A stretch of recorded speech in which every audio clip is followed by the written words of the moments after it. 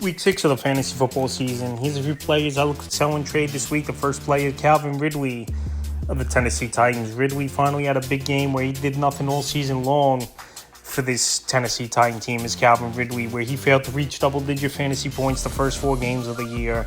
And then Week 5, he had a monster game at the Cardinals. Week 3 versus Indianapolis, a catch, 27 yards.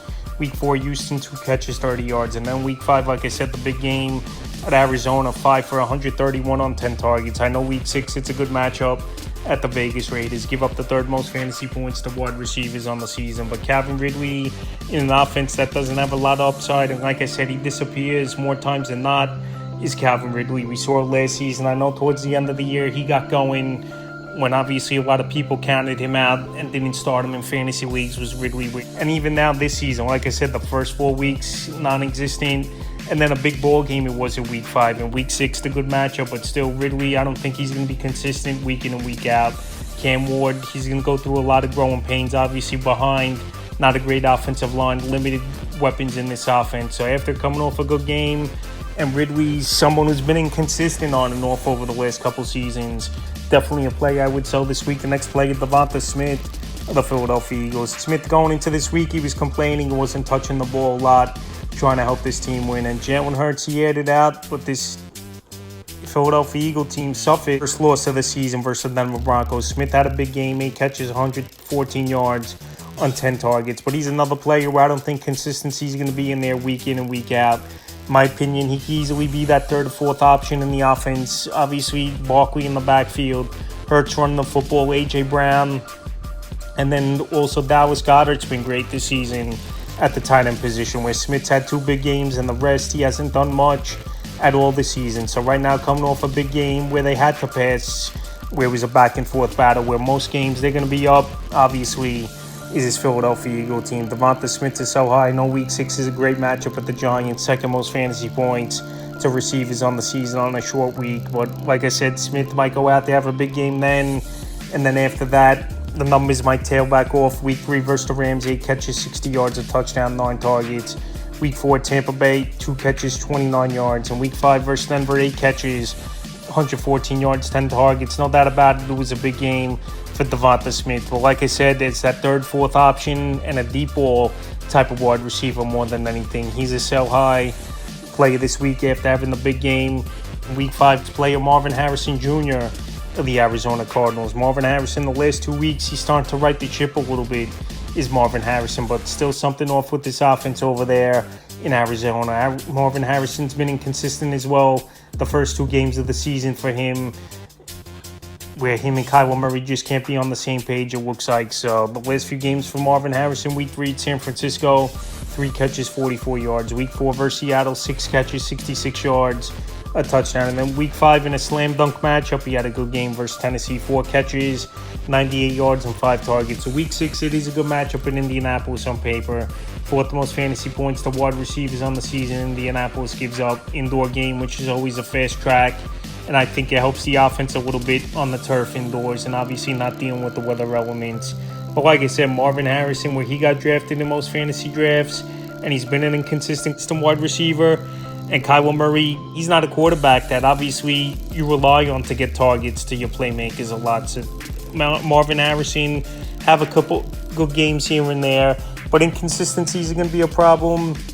We saw it last season. We've seen it this season. And coming off of 2 good games, he's a player I would sell this week. The next player, Rachaad White, the Tampa Bay Buccaneers. Rachaad White, 2 touchdowns, saved his day in the shootout victory at the Seattle Seahawks. And obviously, Bucky Irvin, he's going to miss most likely this week's ball game.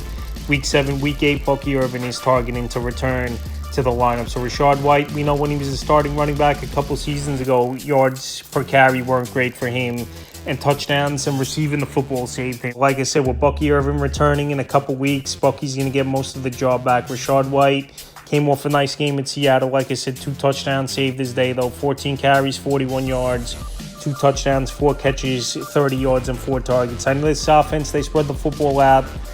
Obviously, Rachaad White, a good receiver out of the backfield. But with Bucky Irvin returning and still the yards per carry not great for Rachaad White, he's a sell-high player this week. I'm not saying dump these guys just for anything. But like I said, if Bucky Irvin was out for a longer time and Rachaad White his yards per carry a little bit better. He obviously was a running back I would hold on to, but like I said, with Irvin only out a couple more weeks at most, and White still a guy that's relying on touchdowns and just receiving yards, which obviously he's not going to be there week in and week out in this offense. He's definitely a play I would sell high this week. The next play, Rico Dowdle of the Carolina Panthers. I know it could be a multiple week calf injury for Hubbard to miss time, and Rico Dowdle came off the game of his life in week 5 versus the Dolphins. 23 carries, a whopping 206 rush yards, a touchdown, 3 catches, 28 yards. Obviously a monster ball game it was for Rico Dowdle. Like I said, if Hubbard returns this week versus the Dallas Cowboys, then Rico Dowdle has no value. So anytime a guy comes off a big game and was a hot waiver wire pickup and a spot starter, you put him on the trade block immediately, and that's what I would do with Rico Dowdle. Like I said, it's a ball game. You're not going to see from him most likely ever again 206 yards.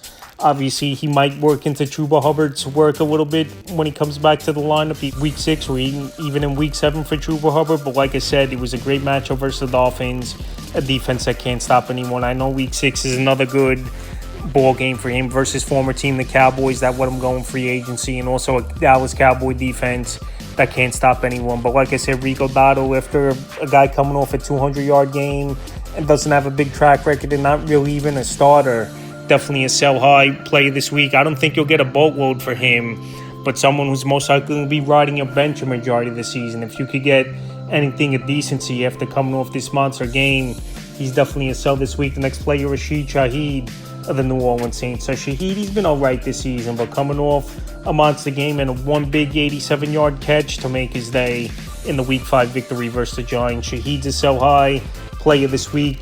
So the last few games for Shaheed: Week 3 at Seattle, 4 catches, 42 yards. Week 4 at Buffalo, 2 carries, 5 yards, 4 catches, 47 yards. In Week 5, like I said, versus the Giants, he had a big game. 4 catches, 114 yards, and a touchdown. But like I said, 87 of those yards were on a big deep ball touchdown for Rasheed Shaheed. So Week 6, a decent matchup versus the Patriots. 12th most fantasy points to wide receivers on the season. We know this same team, they're going to be trailing a lot. The offense is going to have to play catch-up and throw the football a lot. But Rasheed Shaheed, to me, he's more of a deep ball or nothing type of wide receiver, where 2 out of the 5 games he's had double-digit fantasy days.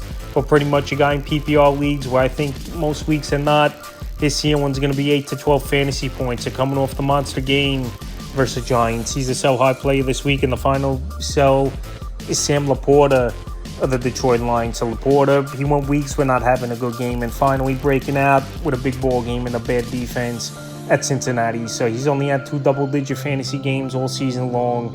And Week 1 was his first one at Green Bay, and now Week 5 at Cincinnati he had the double-digit fantasy game. Week 3 at Baltimore, 4 catches, 33 yards. Week 4 versus Cleveland, 3 catches, 39 yards. And Week 5, the big game at Cincinnati, like I said, 5 catches, 92 yards, and a touchdown. So Week 6, a tough matchup at the Kansas City Chiefs. They give up 3rd least amount of fantasy points to tight ends on the season. And this offense has a lot of mouths to feed, where Sam LaPorta in the pecking order is 3rd or 4th, where obviously Jahmyr Gibbs, Amon-Ra St. Brown, even David Montgomery at times, he's up there more than Sam LaPorta in this offense. It's good to see LaPorta come off a big game, but like I said, with all these weapons in this offense for Detroit, he's not someone I think week in and week out that's going to be obviously a big-time tight end. So coming off the nice game, he's a sell this week. So that's a few plays I look to sell and trade for Week 6 of the fantasy football season.